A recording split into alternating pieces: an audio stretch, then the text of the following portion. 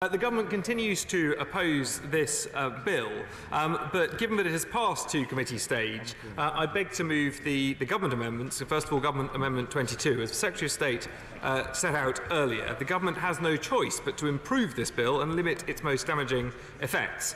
This amendment addresses the dangerous and perhaps unintended constitutional precedent that could be set by this bill, which calls into question the government's ability to seek and agree an extension with the European Union.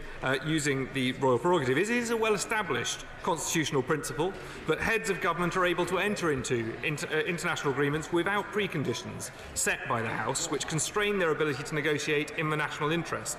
Government's authority in this matter must not be undermined, as my right honourable friend the Secretary of State made clear earlier, and as the honourable gentleman for Camborne and Redruth set out in his speech. Exit day in international and domestic law is the 12th of April.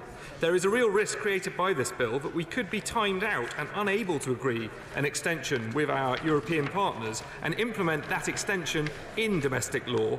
This bill, as currently drafted, actually increases the likelihood of an accidental no deal, an outcome which this House has repeatedly voted against. The new process created in this bill could mean that we are timed out and no extension could be agreed. For example, on the 10th of April, the EU could propose an extension of an alternative length, and under this bill, the Prime Minister must then return to this House to put forward that proposal.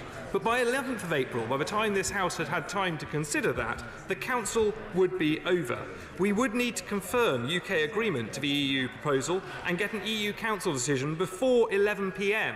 on the 12th of April, and I struggle to see how we could carry out such a negotiation through correspondence in 24 hours before we leave. It therefore